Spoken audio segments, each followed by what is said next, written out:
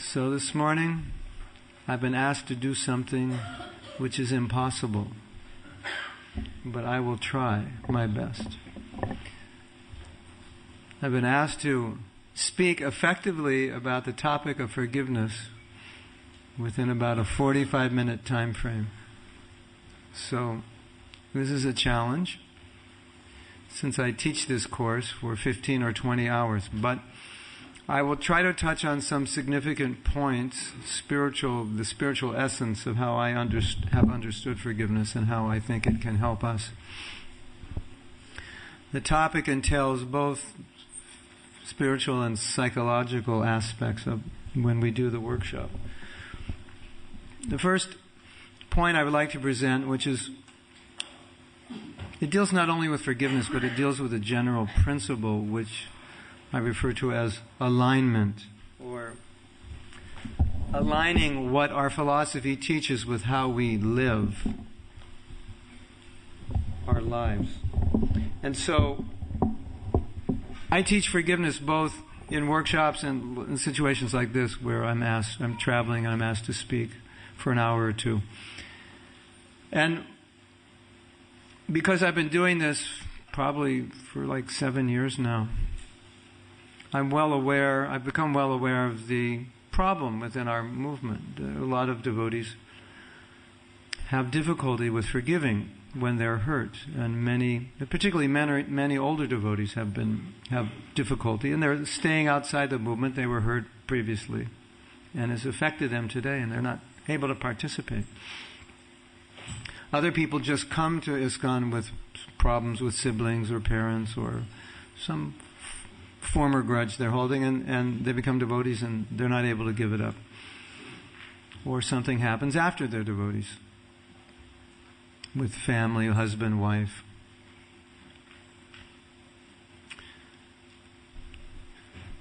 Whatever. So, I think one of the most interesting things about this phenomenon is the fact that it exists. And why do I say that? Because, for two reasons. One reason is that our philosophy is founded in the principle of karma. And not only is it founded in karma, but we take it even a step higher, to where we understand through Bhagavatam that Krishna is reducing our karmic reaction, so that whatever happens to us, we see that we deserve worse. And Krishna has minimized it. So, and in the Brahmacharya Ashram, you can read, Srila Bhaktisiddhanta said, if someone disturbs you, you should think Krishna has sent this person to give you an opportunity to become more humble than a blade of grass. Right? That's up there. Very nice. So, you look at that philosophy, right? Whatever happens to you is a reaction to what you've done. But if you're a devotee, it's not even deserved. You deserve worse. Plus, if Krishna sends someone to you to disturb you, it's just His mercy, because He's giving you an opportunity to either become more tolerant than a blade of grass, or to become more humble than a blade of grass, or both. So now, taking that into consideration, just from a purely, let's say, academic point of view, as if you were an academic coming to the Hare Krishna movement to do a study, you might conclude by studying our philosophy that no one in the Hare Krishna movement would have any issue with resentment. Right? Because they believe in karma, they believe whatever happens, they deserve worse, they believe if someone comes to disturb them, it's just God sending them someone to teach them how to become more humble. Just help them. Prabhu, I don't like you. Thank you. You're helping me become more humble. That's what somebody might come to understand until they live in the Hare Krishna movement, and then they'll understand something else. That even though they believe that whatever happens is destined to their karma, they tend to blame others for their suffering. It's a contradiction, isn't it? Srila Prabhupada said, do not become angry with the agent of your karma. It's a contradiction to blame the agent of your karma. And one of the most amazing contradictions is that we know, every one of us knows, if this world were perfect, if there were no suffering, if you woke up every morning in merry old England and it was 23 degrees and the high temperature was 26, most of you wouldn't even be here. And it was sunny and there were palm trees with coconuts and mangoes and lychees. When I first went to South Africa, they said, you cannot make a white South African a devotee. I said, I can't believe that. I found out it was true. And the ones who joined, they never stayed. Now it's different because South Africa is not so nice, so they're coming. But in those days, it was so nice, it was so difficult to get a white South African to become a devotee. And if they became a devotee, it was even more difficult to get them to stay for a period of time. So we are well aware by our own experience that suffering has actually caused us to become devotees, and it chastens us as devotees. Right? We know we need it. And it's there in the Bhagavad Gita, Abhrama Bhuvana Loka. So, you ask the question, Krishna made this world. He made so many problems in this world. Why? We know the answer, because we need it. Right? So, we bow down to Bhagavad Gita. Why? Because Bhagavad Gita is Krishna's words, and Krishna says, Dukhalayam Sashvatam. We bow down. This is Bhagavad Gita. We preach it enthusiastically. People come on the Sunday feast. You're all suffering. Surrender to Krishna. This world is miserable. You're getting old. You're dying. And then somebody brings us that lesson personally into our life. And what do? We call him an abuser. We bow down to the Bhagavad Gita. This is the message of God. The world is suffering. And that same lesson is brought to us by an individual. And what do we say? We blame him for our problem. Is that a contradiction? Should we bow to one and not bow to the other? One brings the lesson. Krishna brings the lesson in words. The other brings the lesson in action. We bow to one, hit the other one on the head. Is that hypocrisy? So this is, now let's broaden that reality beyond the topic of forgiveness as a general principle. We have principles, we have philosophy, and we have our lives, and they're not always the same, are they? So we do a very interesting exercise in the forgiveness workshop, and I'll tell you what it is, and you can probably do it very quickly in your head, and it's very revealing. I ask the devotees, please write down what you believe, especially in relation to spiritual life. So they write down, I believe japa is important, I believe reading Bhagavatam is important, I believe rising early is important, I believe serving the devotees are important, whatever is important. So write it down. So they write it down. Then I asked them another question. I said,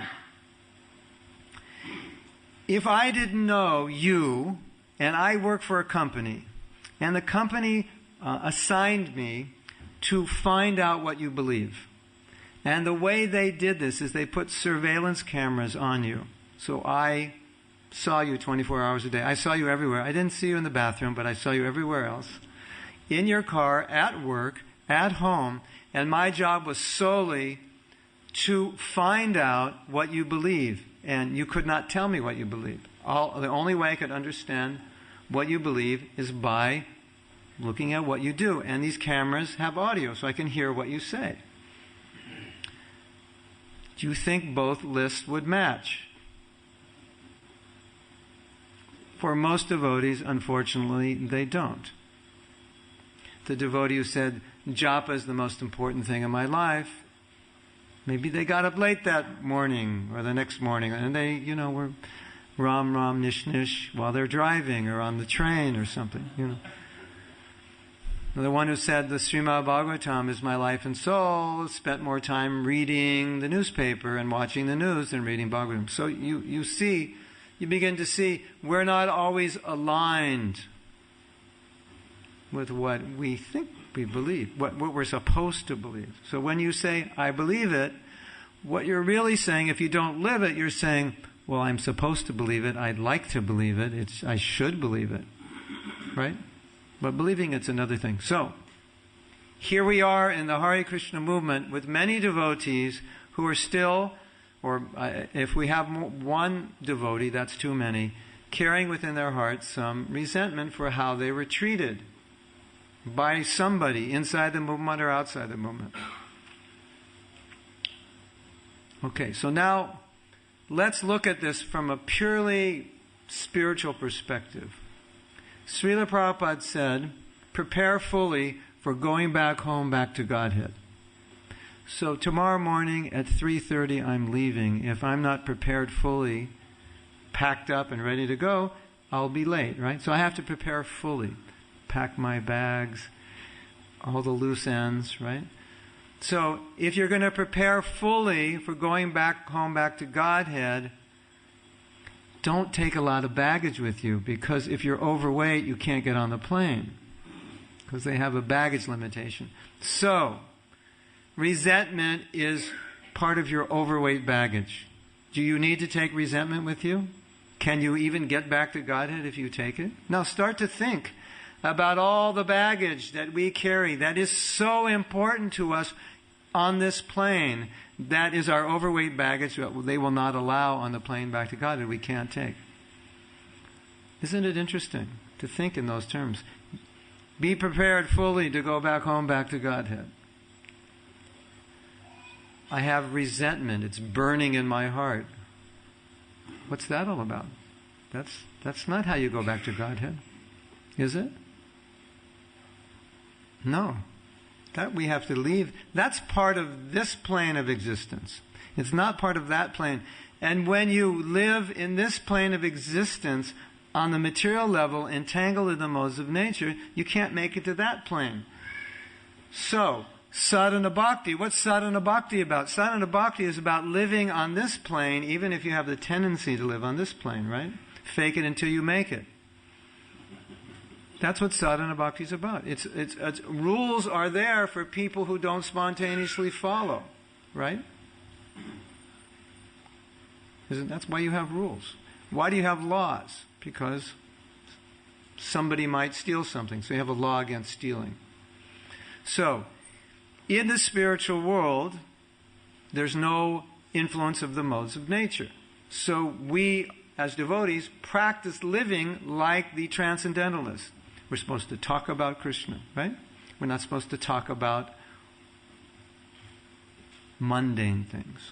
Who got married, who got divorced, the latest movie, the latest sports game. If you like to talk about those things, that secures your position in this plane, right? Because this plane is the plane where people talk about this world. And that plane is the plane where people talk about that world. So if you want to go to that world, that's what you talk about. If you want to stay in this world, this is what you talk about. It's pretty simple, isn't it? You don't have to be a math major to figure that one out. If you do what people do in this world, this is the world you stay. If you do what people do in that world, that's the world you go to. So if you're absorbed in material activity, this is the place for it. This place is suited. This is a great place for gossip, because there's so much to gossip about. Because everybody is crazy. And you could talk about all the crazy things everybody does for lifetimes. Right? Isn't it? There's unlimited things to talk about. There'll never be an end. People will always do something stupid, and you can talk about it. And try to churn the ocean of the nectar of gossip. Right? But if you do that, then you secure your place in this world. Right? Does that make sense? If you do activities in the modes of nature, this is where you go. So, What's resentment? What mode is that in? On the scale of the higher modes to the lower modes, where does it exist? Low, ignorance. It's anger. Prabhupada says it's anger. The difference between anger and resentment is anger will come and go, resentment will stay. You get angry, you get over it. You get angry, you don't get over it, that's called resentment. That is symptomatic of the mode of ignorance. Now, let's look at this. Statement by Srila Prabhupada. Very interesting statement. The foremost quality of the Brahmanas is to forgive. The foremost quality of the Brahmanas is to forgive. Why? Because a Brahmana is situated in what mode? Sattva guna. And when one is situated in Sattva guna, naturally they forgive. That's a symptom. Brahminical culture. What did Prabhupada always say? You need Brahmins as the head. Why? Because the Brahmins aren't selfish. The Brahmins aren't petty. Right? The Brahmins simply think of the welfare of others. They bless. Even the Kshatriyas, they're interested in protection. Right? So that's still a higher mode. They want to help people. Brahmins want to help people. So resentment is not a Brahminical quality. It's a quality of the mode of ignorance. And as devotees, we're cultivating goodness. We're cultivating Brahminical qualities. So that's why Prabhupada said it's the foremost quality of the Brahmin. Compassion, kindness, this is all Brahminical. Right? Are we practicing, are we learning how to become Brahminical? Is that where the Krishna conscious movement is? Yes. We have a Brahminical, you could call it Vaishnava culture, Brahminical culture. That's what we're doing. So, think about it. If we want to be Brahmins, then we have to see such things as jealousy and envy and resentment and fault finding. We have to see those things as simply petty actions of the mode of ignorance that have nothing to do with Brahminical life, that have nothing to do with Vaishnavism, that have nothing to do with saving the world. They're just little, stupid, petty things that we get hung up on. Now, let's look at this. Let's expand this a little bit. A Brahmin in the mode of goodness, he's always thinking about the welfare of others, right? And if you're always thinking about the welfare of others, you're not so concerned about how you feel. But if you're in the mode of ignorance, you tend to be extremely concerned with how you feel. So, Prabhu said something or did something and he hurt me and now I'm upset. And all I'm thinking about now is how upset I am. And how angry I am and how mad I am and how much I don't like him. And when I see him, my blood boils. I can't stop thinking about him. Is that how a Brahmin thinks? You see, Brahmins think about the welfare of others. Shudras, what did Prabhupada say is a qualification of a Shudra? One who laments. That's Shudra.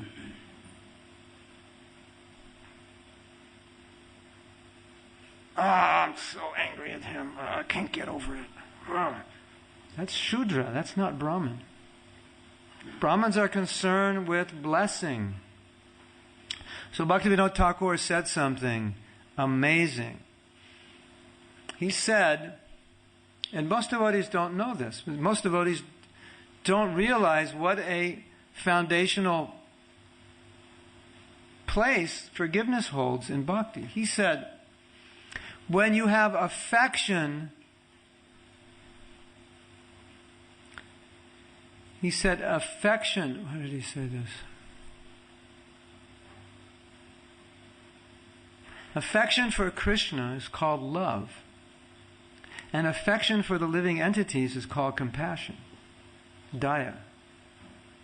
And he said and humility, the devotee thinks in humility, he thinks, who am I to do anything to hurt anybody? He said, that's the devotee's humility. Because resentment means you want to get back.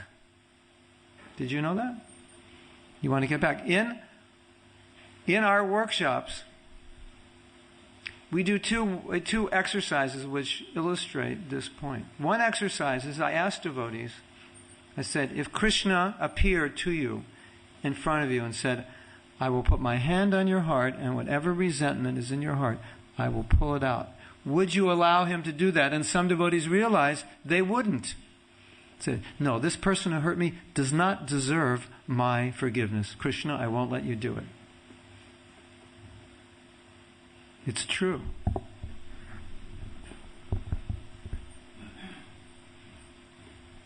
And then the other exercise we do, we ask the devotees, we say, what are you getting? What benefit are you getting from your resentment? And a whole flip chart. I get to blame somebody. I get the pity of my friends. Compassion of my friends. Excuses for not succeeding. On and on and on. So, it's very important to understand that any quality, or let's call it a quality, but I guess we can call it a quality, the quality of resentment. What's a better word? It's not a characteristic.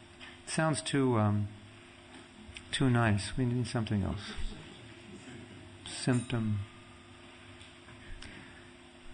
Anything, that'll include everything now. Anything in that category of the lower modes of nature, right? Resentment, jealousy, and so forth. We have to realize we're holding on to it. We are the ones who hold on to it, and we are the ones who can let it go. It doesn't just, it's like they say in the world of Weight Watchers, food doesn't just land in your mouth automatically. You actually have to put it in there and eat it. That's what they tell people who are overweight. No, I don't know why I'm so fat. Well, the food, you're sleeping at night with your mouth open and pizza and ice cream is falling out of the roof. No, you're putting it in your mouth. So it may feel like resentment. It just fell out of the sky. This person hurt me and I don't know what I can do. I don't know how to forgive him. No, you're holding on to it because you're getting something from it. And one of the things we get to get back at the person. We can blackmail them. Do that again, I'll put it on the internet.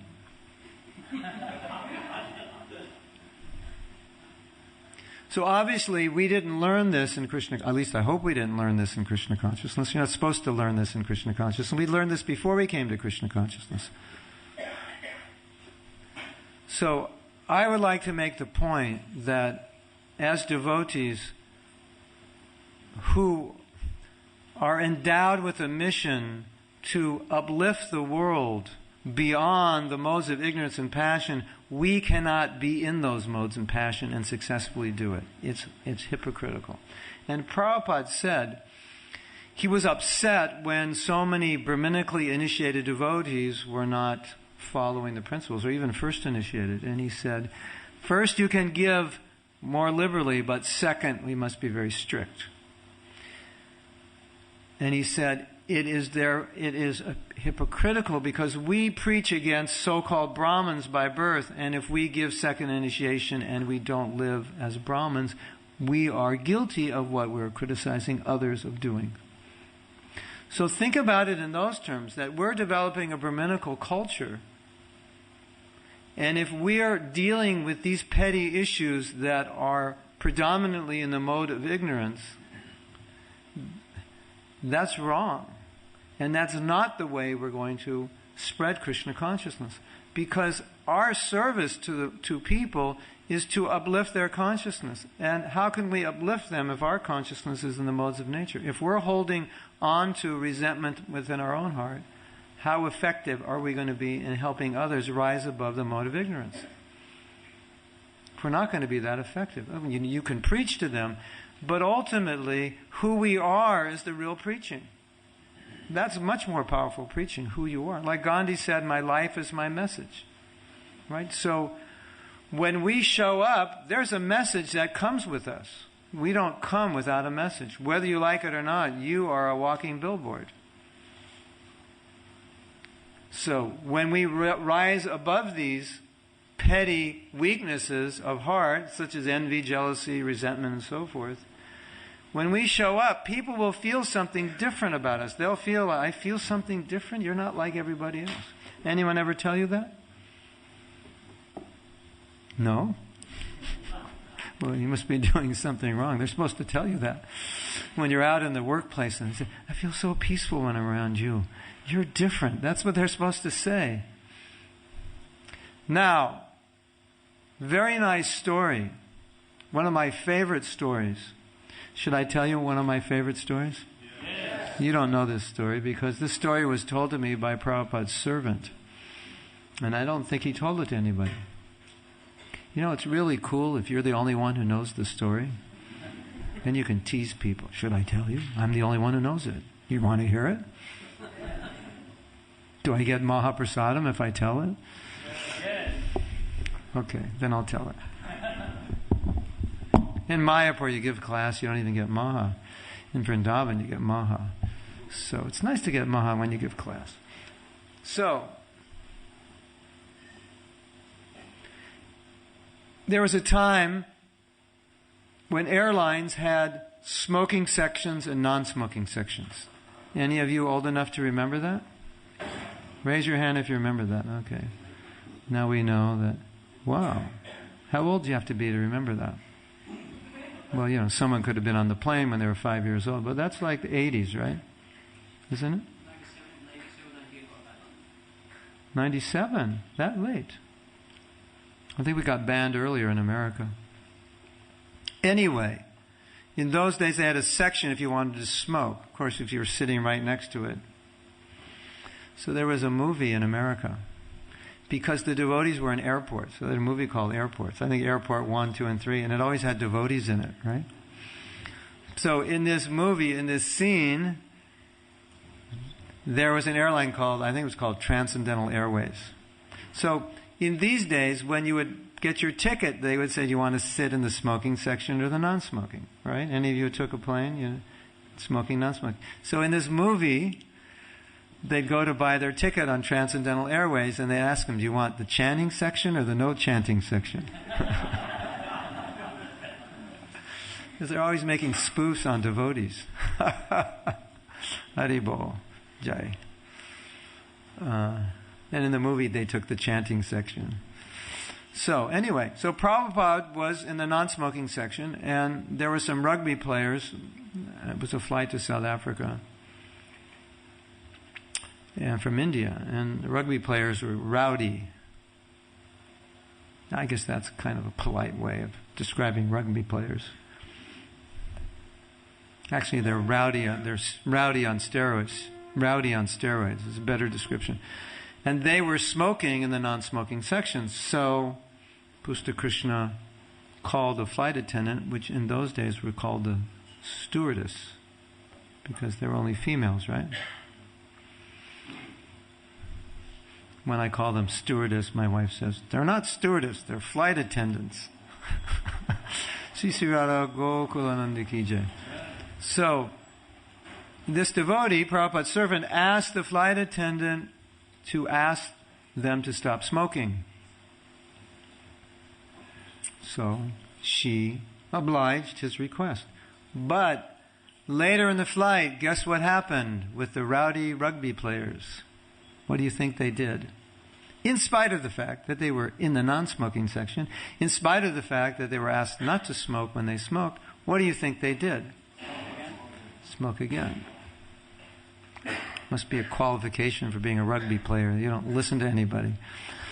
So then Prabhupada's servant proceeded, as before, to call a flight attendant, and Prabhupada stopped him and said something very significant, which I'll tell you the next time I come to the manor. I come every 7 years. So. He said, just tolerate it. If you can't tolerate it, what's the difference between you and an ordinary person? Or an ordinary karmi? I don't know. Ordinary something, person or karmi. And that struck me very deeply. I said, yes, okay. We're devotees. So now that you're a devotee, what's the difference between you and me and everybody else? Should be a difference, right? If you're a devotee, right? So let's relate that to the topic. Now, if we carry resentment in our heart, if we carry grudges in our heart, and we say, I just can't give it up, I don't know how to give it up, or worse, I don't want to give it up, because I was hurt so badly, so deeply. Okay, we recognize you were hurt. We recognize something was done that wasn't right to you. But now what do? That's the thing. It's not that people don't hurt us. People hurt us. Sometimes temple presidents hurt us. Sometimes GBCs hurt us. Sometimes gurus hurt us. They leave. We are hurt. Yes, it's real. But now what do? What is the difference between you and an ordinary person? What does an ordinary person do when they're hurt? When they're deeply hurt? When they're hurt to the core of their heart, what do? They can't forget it. They can't give it up. I'll never forget that. We don't want to be ordinary people. We want to be Brahmins. So now let's go back to Bhaktivinoda Thakur. You remember what I said? I said, when you love God, when you have affection for God, it's called love. When you have affection for the living entities, it's called daya, compassion. And when you have humility, you think, how could I, such an insignificant soul as I, do anything to want to hurt anyone? That's humility. And then Bhaktivinoda Thakur says something very interesting, which reveals the position of forgiveness. And I don't know if all of you know this. I don't think most of us know this. This is in the book Jaiva Dharma. He says, and the bhava, or the emotion between compassion and humility, when you mix them up in an alchemical process, he didn't say that, when you mix them, then forgiveness comes. You take compassion, affection for the conditioned souls, with the humility that I could not do anything to harm anyone because I'm not that important that I should harm anyone on my account. You put them together, and the emotion in between those is forgiveness. And he said, this is what bhakti is made of. It's made of compassion and humility. That's what bhakti is. You don't have bhakti without that. And when you have that, you have forgiveness. Which then emphasizes how important forgiveness is, because that's what bhakti is. It's the symptom of it. It's a characteristic of it. You can't have it without it. Isn't that interesting? Because I think sometimes devotees think it's like a upa dharma. It's like a moral principle. Take it or leave it. If you want to be moral, be forgiving. If you're not, it's okay. Just chant Hare Krishna. But here he's saying, no, this is actually foundational. Interesting, isn't it? So,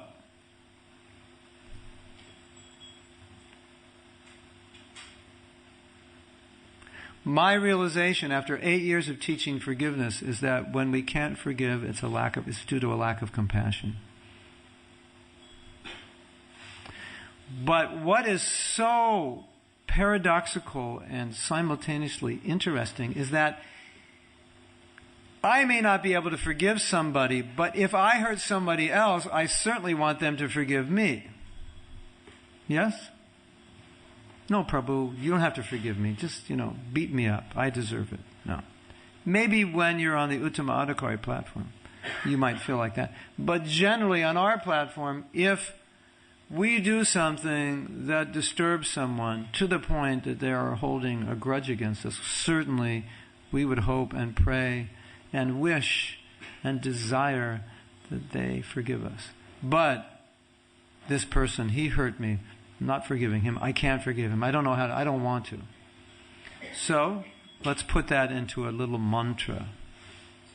I want mercy for myself, but I want justice for others. On a scale of 1 to 10, with 10 being Krishna consciousness and 1 not being Krishna conscious, where does that sit? minus, at least -1, right? Now we go back to the first point of alignment. I'm going to tell you a story that's going to make you feel really bad. You may not want even to eat breakfast after you hear this story, but it's important. And I want you to feel bad. We should feel bad. This story will make you happy also, but it'll make you feel bad. Do I have permission to tell you? It's a wonderful story.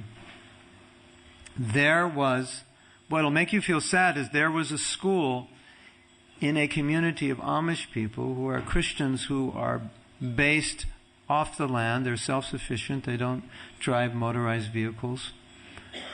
And they had their own school. And one crazy man went into their school, with a gun, made all the boys leave. Small school, maybe 20 or 30. Made all the boys leave and lined up 9 girls and shot all of them, and 5 of them died. And then he shot himself. And that evening, the parents, all or some of the parents of the girls who were killed, visited the man's wife. Imagine you were the wife of that man. How would you feel? Devastated, right? Your husband just killed 5 innocent girls and injured 4 and shot himself. They went to her to give her a message. And the message was not, I hate your guts, and if it was legal, I would slice your head off. The message was, we forgive you for what your husband did. And the second message was, if you want, because your husband is now dead, you can live with us and we will take care of you for the rest of your life. Amazing, isn't it? Now you want to hear the sad part? That's the kind of the happy part. You want to hear the sad part? Nobody wants to hear the sad part. Now what do? I have to tell you the sad part, because if I don't tell you the sad part, the story won't have full significance. This is the sad part. In my forgiveness workshops, I ask a question. What question do you think I ask in relation to this story? It begins with if. And it has within that sentence the Hare Krishna movement. What do you think I ask? If this happened in the Hare Krishna movement, would we do what the Amish people did? What do you think the answer I get is? And I've done this workshop a lot, and I get the same answer everywhere. What do you think that answer is? No. I get it 100% from 100% of the participants 100% of the time. That's interesting, isn't it? Isn't it? That we have a philosophy which tells us that forgiveness is the bhava, emotion between compassion and humility. Obviously, humility and compassion are essential ingredients to bhakti. And if this happened in the Hare Krishna movement, there's no way. Yeah, if it happened in the Hare Krishna movement, the first thing we would do is call a meeting, get the council members. Right? But the problem is that half the council members may be in the mood of Vaishyas and Kshatriyas, so they're not going to say, hey, forgive. They're going to say, take them to court, sue them, get some money from them, And the Kshatriyas will be talking about, now the security measures. I mean, of course, these are real things we have to deal with. So, I believe it was in Westminster Abbey, after this event, the pastor there gave a speech. And he talked about this event, and he said, this was amazing. He said, it wasn't even a decision. They didn't even decide to do this. He said, this is who they were as people. They were forgiving.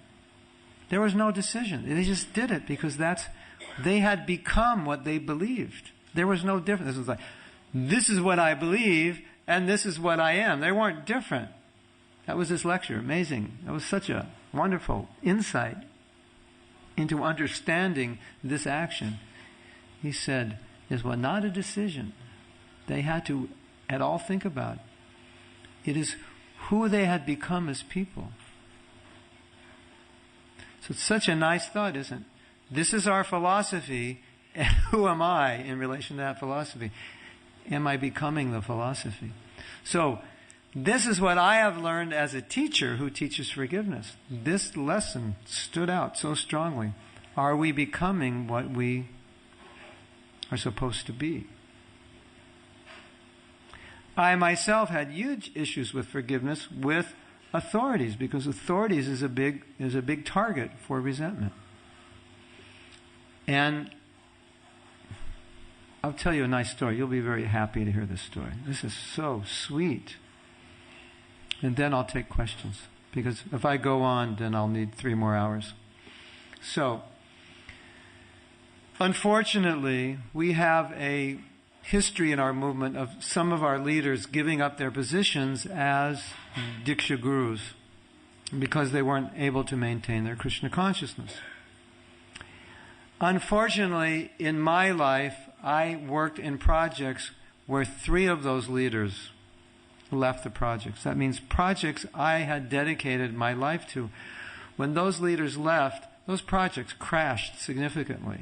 So it's like, it's like you're at the beach and you build your sand castle.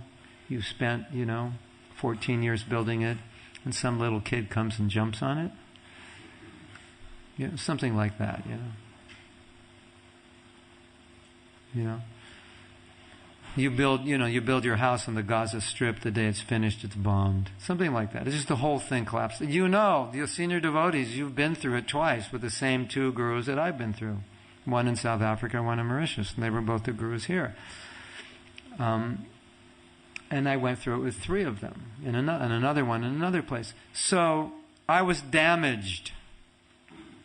And I was severely damaged by one of them because I had spent the most time working in his zone. And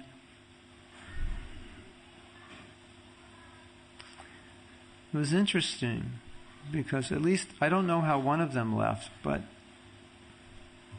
2 of them, when they left, they didn't tell anybody. They just left. And you want to hear something really interesting that nobody knows? The first time in your life you're going to hear it. One of the gurus that was guru here, I was the last person with him. That he, before he left it, I was the person who took him to the airport when he never came back. And I was with him in America to work on a project. That's why we were there, and that's why he was there. And he never said anything, and he left, and he never came back. The other guru that I was working with, that I've been working pretty closely with for 12 years, in one place. So at that point, we built up what was considered by most devotees the best temple in the United States. When he left, the temple crashed. I was very upset. He didn't tell us he was leaving, he just left. We found out later. It was devastating. So I know what it means to hold on to a grudge. I was devastated. Total loss of trust. Just, betrayed. And then, in the year 2010, he left in 1986. The year 2010 was the first time I saw him. That is how many years? 18 years? Is that right? 28, 18? 28, right? 86, 96, yeah. 24. 24 years later, I saw him for the first time. And it was amazing what he said. Would you like to hear what he said when he saw me? Only 3 people want to hear. Okay, I'll tell you during prasadam. You can come sit next to me. He only said 2 things. He said, I know I let you down. Please forgive me. Wow. And for about 18 years, I was holding on to this resentment. And the whole time, he was regretful for what he did. Isn't that interesting? Now, I'm going to tell you something that's even more interesting.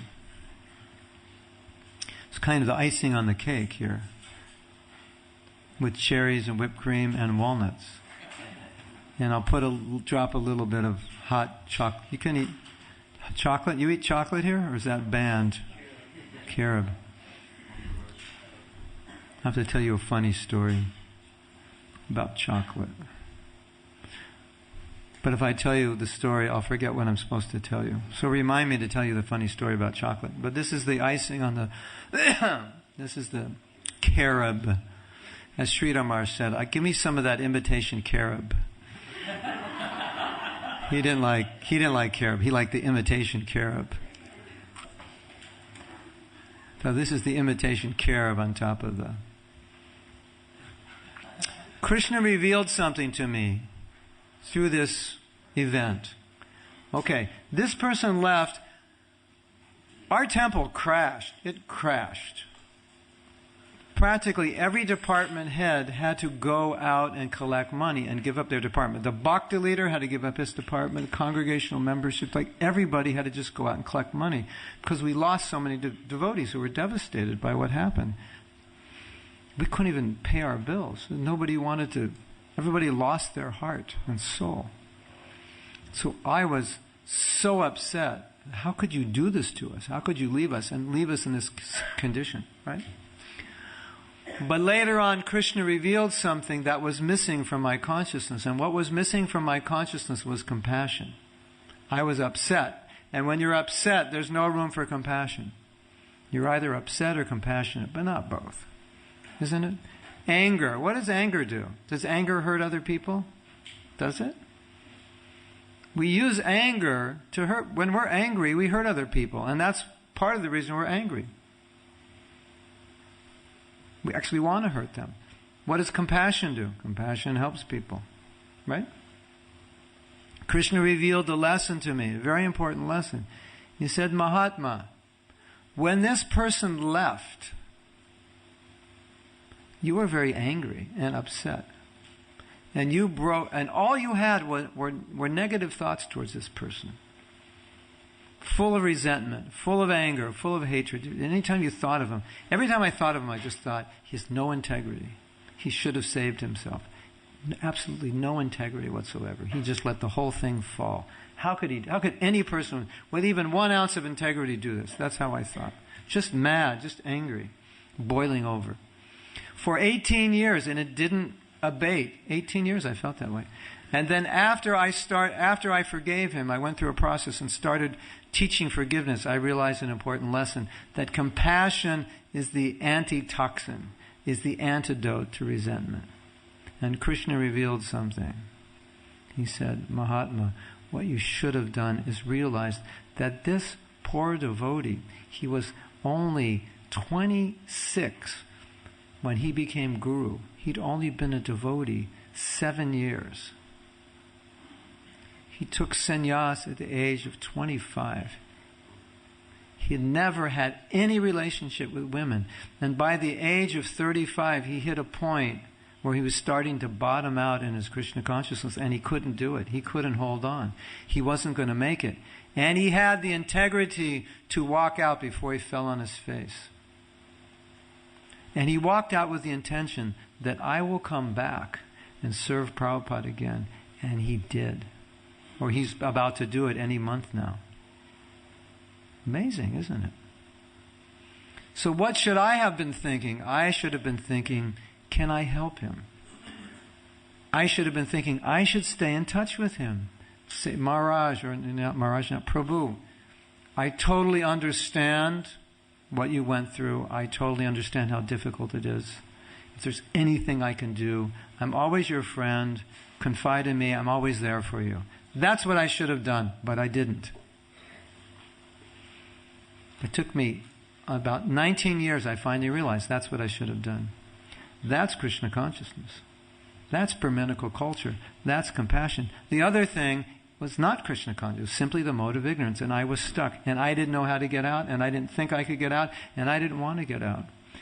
And the result of that is that damaged my Krishna consciousness. It damaged my service to Prabhupada. Because of that event, I backed to the sidelines, and I didn't get into the center of any projects. If I would have forgiven him It would have absolved me of that negativity that was preventing me from getting involved. And you will see, if you can help a devotee overcome their resentment, you will see them come closer and closer to the movement if they are far away. But if they don't overcome it, they'll stay. Because what resentment does is it allows an event from the past to affect the present. And that's the mode of ignorance. Isn't it? An event from the past is now influencing you in the present. So you can't act the way you really want to act because this event has affected you. You're acting in response to something of the past. So for 18 years I acted in response to the past. And I didn't get involved much anymore in management because I was burnt. I lost trust in leadership. 3 leaders left. I lost trust. So now I was acting according to what happened in the past. But once I forgave, it absolved me of that connection to those events. And now I can act according to what? What is proper. Not according to a response to reactions, to actions of the past. So when you hold on to resentment, you're being bound by the past. And I will end this class with one of my favorite statements, kind of like a Buddhist aphorism, and it goes like this. It's a definition of forgiveness. I'll give you 2 definitions. They're nice. Forgiveness means to give up all hope for a better past.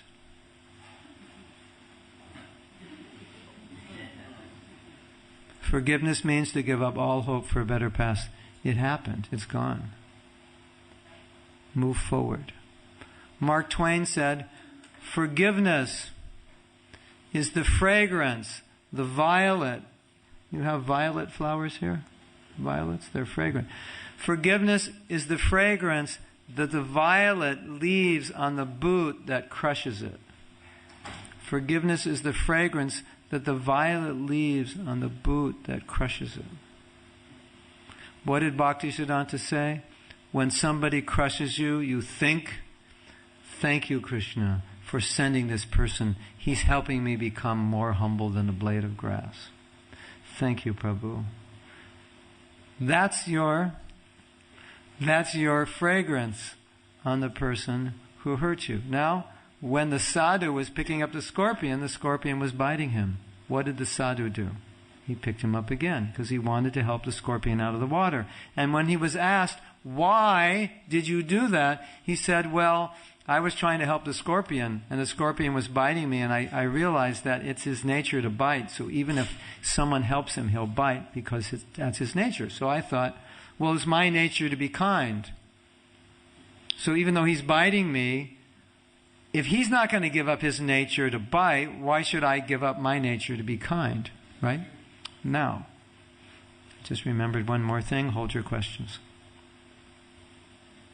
This is really revealing and it's fun. When you squeeze an orange, what comes out of the orange? What kind of juice?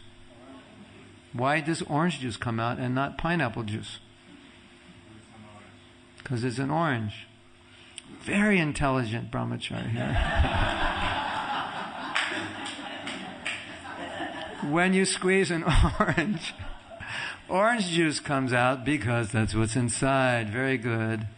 Haribol. Yeah, you guys are smart. Okay.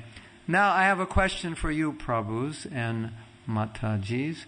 When you are squeezed, what comes out of you?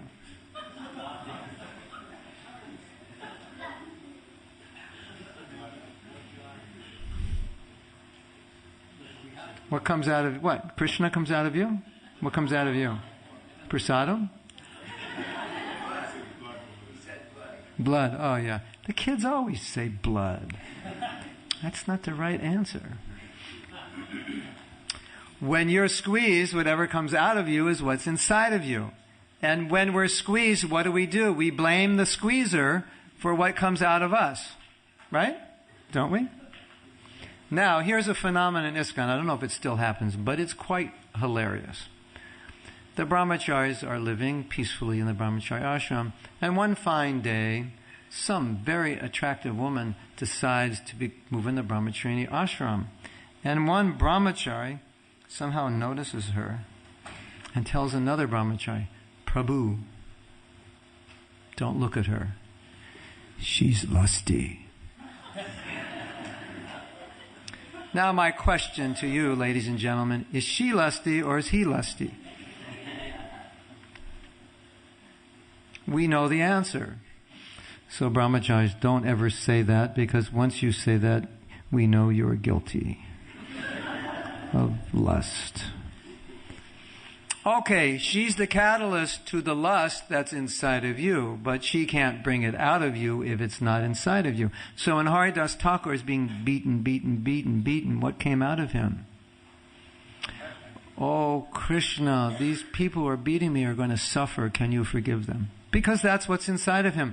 You know, people might think, he's crazy. You know, take him to the psychiatrist. You know, he's not normal to think that way. Can he think any other way? He can't, because that's all that's inside of him. What else is going to come out of him when he's being beaten? Compassion, right? So, we are supposed to be like that, right? Brahminical culture. Brahminical culture means mode of goodness. That means kindness, compassion. Therefore, we go back to that statement. What did Prabhupada say? The foremost quality of the Brahmins is forgiveness. That's their nature. You can't get anything else out of them. It doesn't matter. Knock them in the head, tell them they're an idiot, you know, steal their sweet ball, whatever. You only get forgiveness out of them, because that's their nature. So that's the culture we're trying to develop. And so it's very important we understand that. That's where we're supposed to go. We're supposed to take the philosophy and put it together. And become. They are people who become. They didn't have to make a decision. It's who they were as people. So we have to become Krishna conscious, right? Isn't it? Yeah. That's what I learned from 8 years of teaching forgiveness. It's pretty exciting. And you know what happens at the end of the workshop? The devotees say, Prabhu, you need to take this all around the world. You need to take this to every temple. There's a lot of resentment in ISKCON. It's true, but it shouldn't be. Right? Okay. Thank you. I'll let you ask some questions. Yes?